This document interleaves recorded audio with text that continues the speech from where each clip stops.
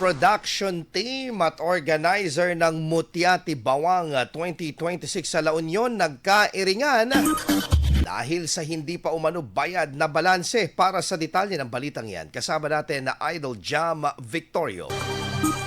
104.7 IFM Report.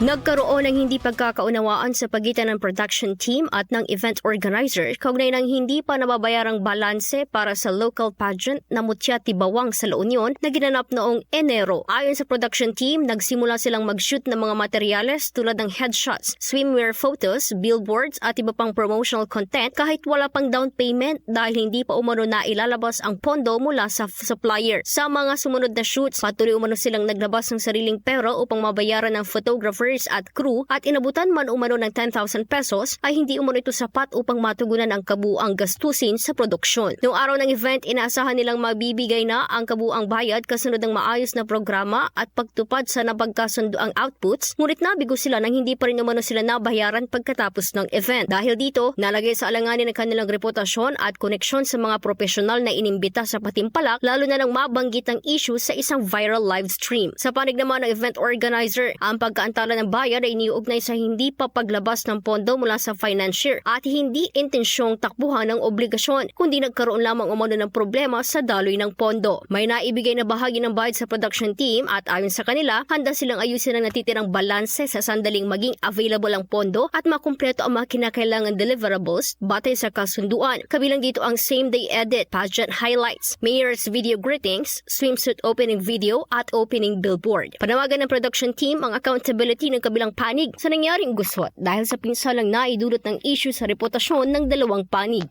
Sa huli, parehong panig ang nagsasabing nais nilang marisolba ang usapin ng maayos at profesional at magkaroon ng konkretong hakbang upang tuluyang maisara ang issue at mapanatili ang integridad ng lahat ng sangkot. Kasama mo mula dito sa IFM Digupan, ito si Idol Jam Victorio. Tatak IFM. IFM News. IFM News. IFM News.